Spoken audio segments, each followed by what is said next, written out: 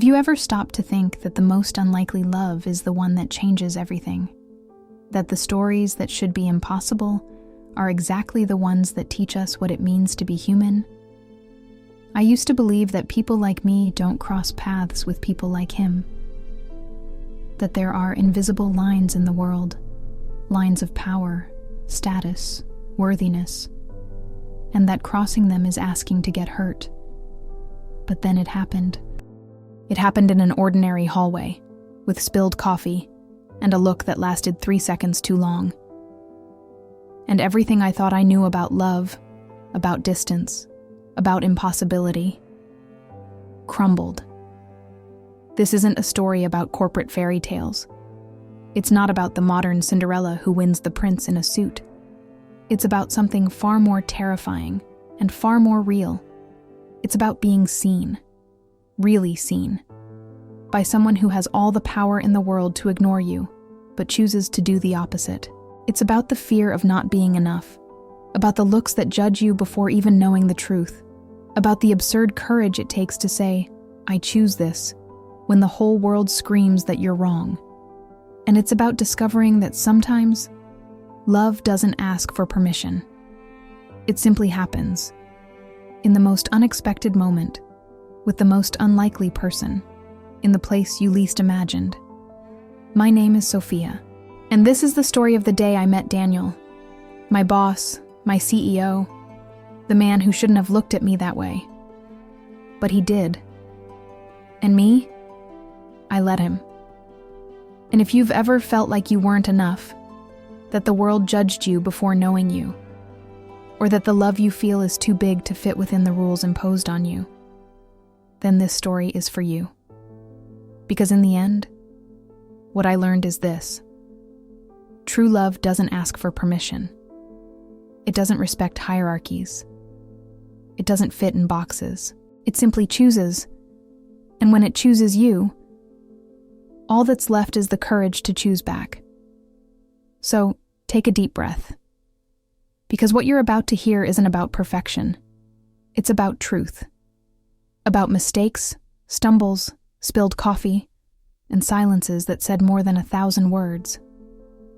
It's about two people who shouldn't have worked together, but did. Not because it was easy, but because it was real. And sometimes in the middle of chaos, that's what we need most. Something real. Something that reminds us we're still capable of feeling, of risking, of loving, even when everything says we shouldn't. Sometimes love arrives without warning, between a stumble and a glance. It doesn't knock on the door, doesn't ask permission, doesn't announce itself with flowers or promises. It simply happens, in the middle of everyday chaos, between a late meeting and spilled coffee, between the fear of making mistakes and the courage to look back. I know this because I lived it. Because the day that changed everything started like any other, with rush, light rain on the window, and the certainty that I was just another one. Another analyst lost among reports and silences. Another one who learned to exist without being seen. Until someone saw me. And when he looked, the whole world stopped making sense. Or started to, for the first time. The rain fell slowly that morning, as if the sky was also tired of running. I entered the building with my heart racing, not from emotion, but from routine. That empty rush of someone who knows they'll arrive on time, but won't be noticed. I held my wet badge, went up in the crowded elevator, took a deep breath. The coffee in my hand trembled a little. Not from the temperature, but from the weight of another identical day. I didn't know I was about to bump into someone. Didn't know that 1 second of carelessness could rewrite an entire life. But that's exactly what happened. In the hallway on the 12th floor, between hurried steps and a distracted glance, I stumbled, and the coffee flew. The mug shattered on the floor with a dry sound, almost musical. The dark liquid spread slowly, like a stain of shame I couldn't clean up fast enough. I bent down, trembling, apologizing to nothing, because no one ever cared about my mistakes. so I had learned to apologize alone. But this time, someone bent down with me. A firm hand held my wrist gently, and a deep, calm, almost amused voice said, "Relax, it's just coffee." I looked up, and that's when time did that strange thing. It stopped, took a deep breath, and decided that from then on, everything would be different. Because the man in front of me wasn't just anyone. It was him, Daniel, the new CEO. And he was smiling at me as if I weren't invisible. Before Daniel, my life had the color of printer paper. White, smooth, predictable. I woke up at 6, had coffee alone, and went to the office like someone serving a voluntary sentence. I wasn't unhappy, but I also wasn't anything. I was simply functional. A piece that fit well in the machinery, but that no one noticed when it turned. I was good at what I did, creative even, when given space to breathe. But my talent always came with an invisible asterisk. Sofia is great, for an assistant. And I accepted that. I accepted being the shadow, the voice that echoed ideas others signed. I even got used to the bitter taste of always being the supporting character in my own story. My desk was in the corner of the room, near the window that never opened properly. From there, I watched the world outside continue. Cars, people, entire lives happening while I typed reports that no one read to the end. The sound of the keyboard was my soundtrack. The coffee cooling on the desk, my only faithful companion. Sometimes I caught myself staring at the elevator, imagining what it would be like if it stopped on my floor. Not the physical elevator, but that symbolic one. The one that takes people up, to places where they matter. I never pressed the button. I don't even know if I believed it worked for people like me. So I stayed there, weaving spreadsheets and small hopes, living a life that fit perfectly inside a drawer. But what I didn't know, and maybe this is the scariest part of it all, is that we can get so used to our own absence that we forget what it's like to be seen. I had trained my body to take up little space, my voice not to echo, my dreams to fit on Post-its stuck to the edge of the monitor, and from pretending everything was fine so much, I almost believed it. Almost.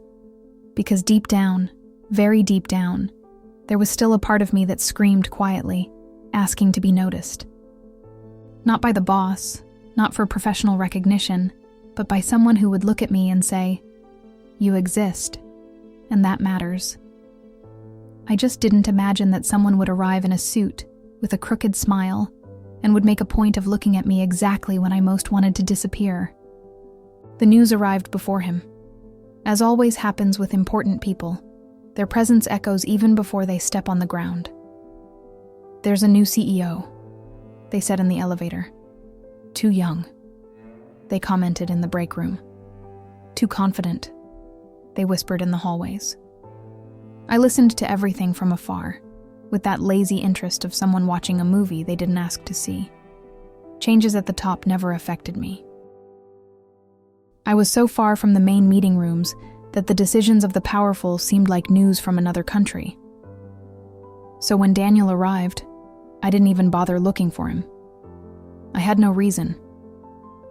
People like me don't cross paths with people like him. Unless by accident, of course. But the whole office seemed to vibrate differently in those first days. People walked more upright, smiled faster, tidied their desks as if he was going to inspect them personally.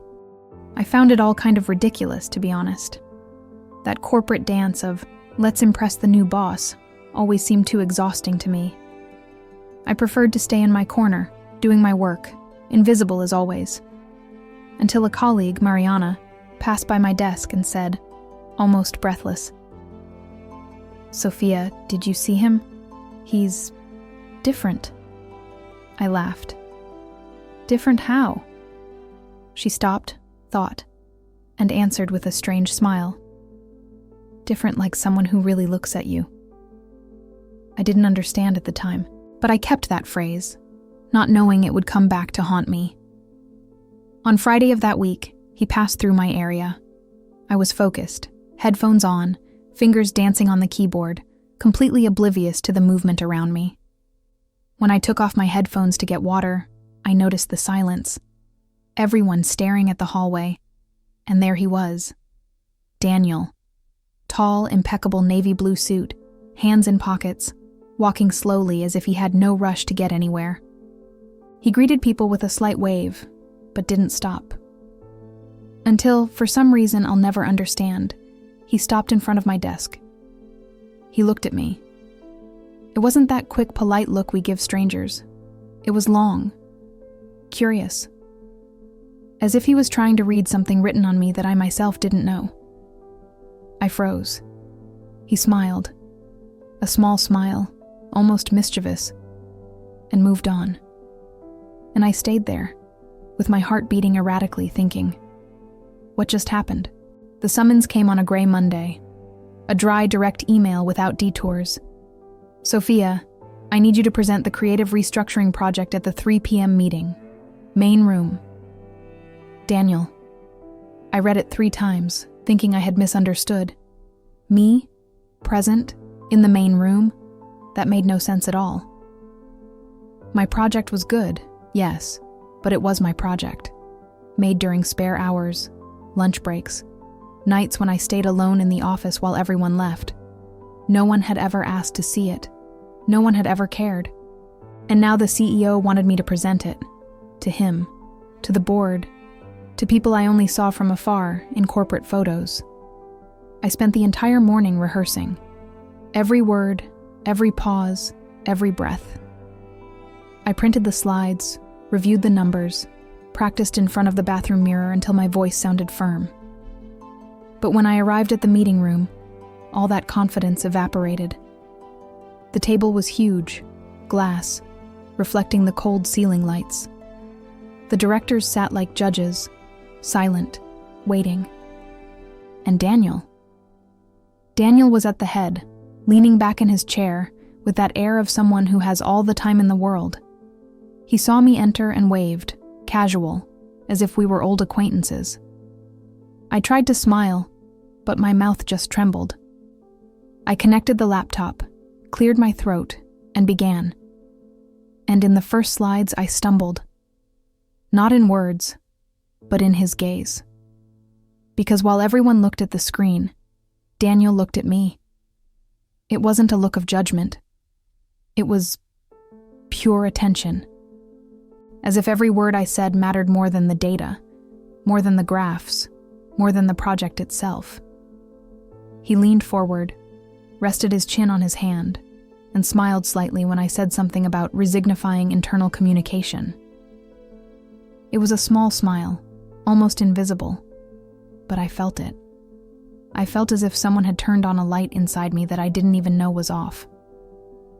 I finished the presentation breathing fast, heart racing, sweaty hands. There was polite applause, vague comments, but it was Daniel who spoke last. He stood up, walked to the screen, pointed to a slide and said, looking directly at me, "This here. This is brilliant. Why has no one ever given you space before?" I didn't know what to answer. I could only murmur a quiet, "Thank you." He smiled again. And in that instant, I knew. Something had changed. I left the meeting dizzy, almost floating. I got my coffee in the break room, trying to process what had happened. Had I impressed? Did he really think it was good? Or was he just being polite? I was so lost in my thoughts that I didn't even see when he came in. Daniel. Alone. No tie this time. Sleeves rolled up, with a cup in his hand. He stopped beside me, looked at my coffee and said, "Do you like strong coffee, or do you just pretend?" I laughed, a nervous, awkward laugh. "I pretend," I confessed. He laughed too, and it was in that moment, in that second of absurd lightness, that I bumped into the counter. My coffee flew. It fell to the floor with a crash. I froze, staring at the brown puddle spreading, feeling the shame rise like fire. But he didn't step away. He bent down, picked up the broken cup, and said, with that calm voice that was already beginning to disarm me, "Relax, Sophia. It's just coffee." And when our eyes met there, on the break room floor, I understood.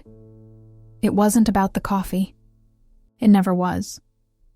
It was about the way he didn't look away. It was about the pause, the silence, the temperature of the air that suddenly seemed different. The following days were strange. Not bad, not good, just different. As if someone had adjusted the world's tuning and now everything sounded a little louder, a little sharper.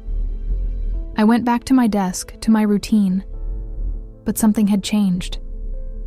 And that something had a name. Daniel. He started appearing. Not obviously, not invasively, but with that subtle frequency that makes you question whether it's coincidence or choice.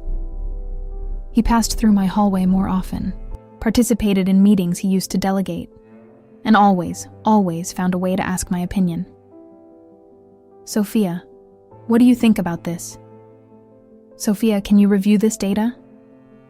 Sophia, help me understand this part?"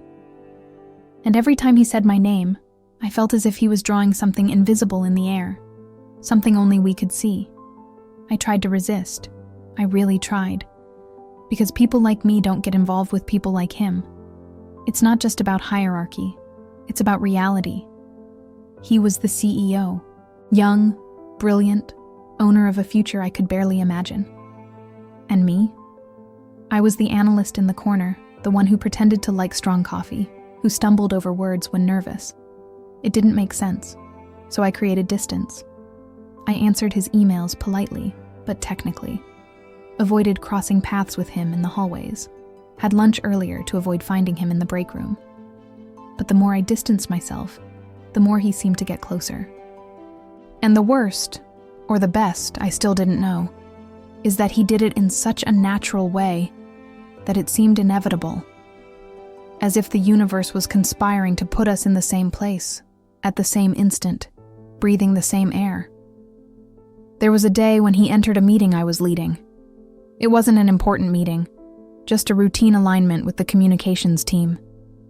But he showed up, sat in the back of the room, arms crossed, and stayed. I almost lost my train of thought.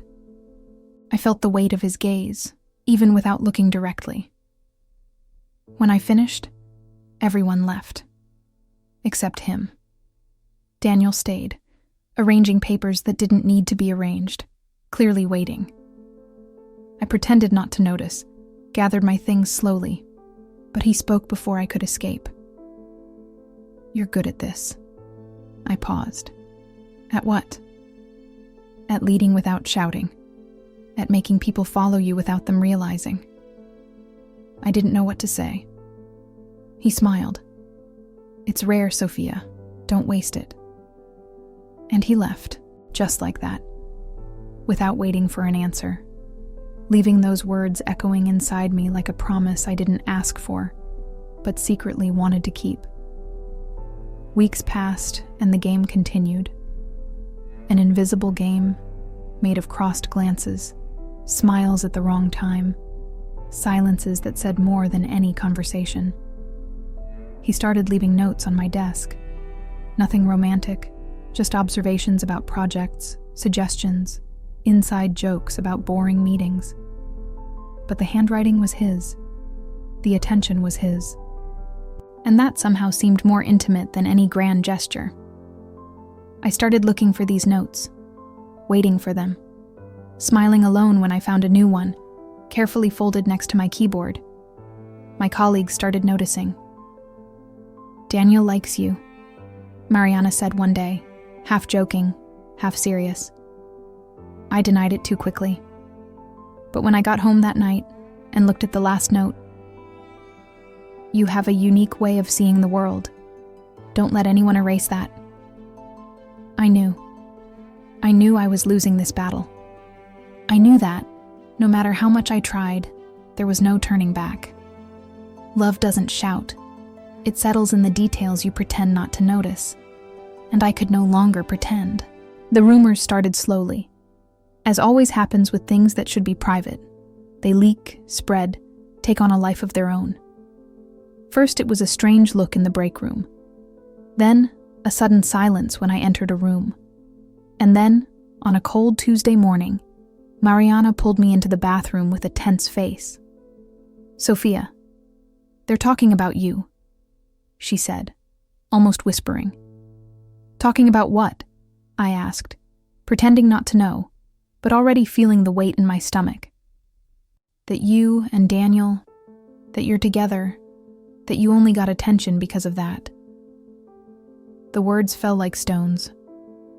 I didn't respond. I just locked the door of one of the stalls and took a deep breath, trying not to fall apart right there. Because the worst part wasn't the rumor. The worst part was that somehow, I always knew this would happen. In the following days, everything changed. People stopped greeting me in the hallways. My emails went unanswered. In meetings, they ignored me as if I were transparent. But the worst were the looks.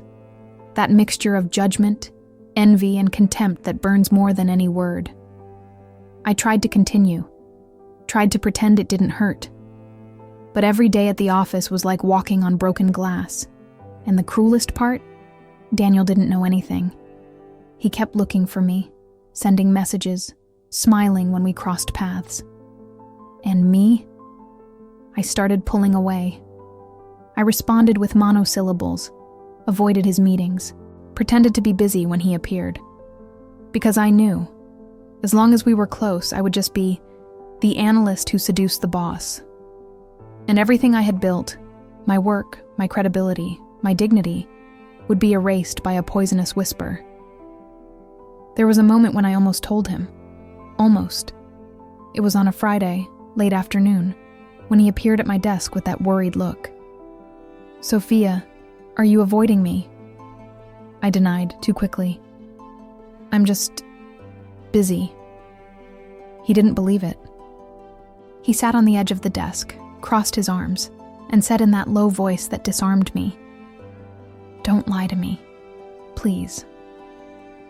I looked at him, really looked, and almost broke down. Almost told him about the rumors, about the humiliation, about how every look in the hallway made me feel dirty. But I didn't tell him. Because how do you explain that the world won't let us be happy? How do you say that the love that should be light was crushing me? So I just said, "I think we need some time." And I left. I left him there, confused, hurt, not understanding. And I left, holding back tears until I reached the empty elevator, where I finally fell apart. The following weeks were the worst. I became a ghost, physically present, but absent in everything that mattered. I stopped answering his emails. I changed my route in the office to avoid crossing paths with him. I had lunch alone, always at the same time he was in meetings. And he tried. God, how he tried. Messages, calls, notes left on my desk. "Sofia, explain to me what happened. Please don't do this. I don't know what I did, but can we talk?" But I didn't respond, because responding meant facing the truth, that the world was stronger than us, that love, no matter how real, doesn't survive when it comes with shame and loneliness. And I was so tired, so exhausted from fighting against looks, from carrying the weight of a judgment I didn't deserve. So I chose the easiest thing. I chose to give up. I chose silence. And I convinced myself it was better that way. That it was better to be alone than to feel this. I didn't expect to see him like that. Didn't expect him to show up. Much less that way. It was Saturday, almost 7 in the evening, and I was leaving the market with 2 heavy bags, and my head full of nothing. I had spent the whole day trying not to think about him, trying to convince myself I had done the right thing. But when I looked up and saw him there, standing on the sidewalk in front of me, the world stopped. He wasn't wearing a suit. He didn't have that CEO posture, that rehearsed confidence. He was in jeans, simple t-shirt, hair messy from the wind, and his eyes were tired. There was something in them I had never seen before. Pure, raw vulnerability, without masks. "Sophia," he said quietly, as if my name were a prayer. "We need to talk." I wanted to run, wanted to make up an excuse, grab my bags and disappear, but my feet didn't move. He took a step forward, slowly, like someone approaching something fragile. "I know what they're saying at the office," he said, and that caught me by surprise. "I know they're talking about us. I know they hurt you because of me." I felt my throat tighten. "It's not because of you," I murmured, but my voice came out weak, unconvincing. He shook his head. "It is, Sophia. And I should have noticed sooner. Should have protected you." "You can't protect me from this," I replied, and finally looked at him for real. "The world doesn't work that way, Daniel. People like you don't stay with people like me without someone paying the price. And I can't keep paying." There was a heavy silence. He took a deep breath, ran his hand through his hair, and when he spoke again, his voice was broken. "You think I don't pay too? You think it's easy for me?" I blinked, surprised. He continued, and there was a pain there I hadn't seen before. "Since you disappeared, I can't sleep right. Can't concentrate. I go into meetings and only think about you. I look at that empty desk where you should be, and I hate myself for letting this happen." He took another step. Now he was so close I could smell him. Coffee and something I can't name. But that always calmed me. "Sophia, I don't care what they say. I don't care about the rumors. I just can't keep pretending I don't feel what I feel." I felt the tears coming before I could stop them. "But I'm afraid," I confessed. My voice cracked. "I'm afraid of not being enough, that you'll wake up one day and realize I'm just me, the girl from the corner who stumbles over coffee and doesn't know how to take up space. You deserve someone at your level, Daniel, someone who won't embarrass you." And that's when he did something I'll never forget. He let the bags fall from my hands, slowly, carefully, and held my face with both hands. He looked into my eyes with an intensity that made me tremble. "Listen to me carefully," he said, firm, but with devastating tenderness. "You never needed to be more than you are. Never. I didn't fall in love with what you could be. I fell in love with who you are, with the way you see the world, with the way you speak quietly when you're nervous, with the way you write letters you never send and walk alone at dawn. I fell in love with you, Sophia, with all of you. I couldn't hold back anymore." The tears fell, hot, liberating, and before I could think, before fear could return, I threw myself into his arms. He held me tight, as if I were the most precious thing in the world. And for the first time in weeks, I breathed, really breathed. There in the middle of the sidewalk, with people passing around us, with the sun setting behind the buildings, I felt something I had forgotten existed. Peace. "I fell in love with you too," I whispered against his chest. "And I'm so scared." He kissed my forehead, slowly, and murmured, "Then let's be scared together. But don't push me away again. Please." I nodded, unable to speak. Because in that moment, for the first time, I understood. Love wasn't about not being afraid. It was about choosing to stay, even when fear screamed for you to run. It was about being seen, and still, being chosen. Things didn't become perfect after that night. They didn't become easy, but they became real. And maybe that's what matters. Not the absence of difficulty, but the presence of truth. Daniel and I decided not to hide anymore. Not out of rebellion, not out of provocation, but because hiding was killing us inside. So, on the following Monday, we entered the office together, holding hands, without fear, or rather, with fear, but with the choice not to let fear win. The looks came, of course. Mouths opened, whispers echoed through the hallways. But this time, I didn't lower my head. I looked back, and there was something different in me now. A silent strength that came from knowing I was no longer alone. That someone had chosen to stay, even when everything conspired for him to leave. The rumors continued for a while, but something curious happened. They lost strength. Because when you stop hiding, when you stop feeding the mystery with shame, people lose interest. And slowly, gradually, the focus returned to where it should always have been, on the work, on the ideas, on what really mattered. My project was approved. I got a promotion. Not for being the CEO's girlfriend, but because my work was good. It always was. I had just forgotten that. And Daniel? He never treated me differently in the office, never gave me advantages, never protected me from fair criticism. But he saw me. And that, in some strange and beautiful way, was more than enough. We created small rituals, simple things that only made sense to us. He stopped pretending he liked strong coffee. Now he ordered cappuccino with sugar, like me.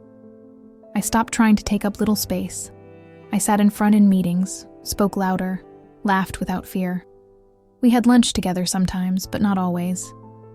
We exchanged crossed glances in boring meetings, left notes for each other, but now they came signed with silly things, like your #1 fan, or the girl who stumbles over coffee.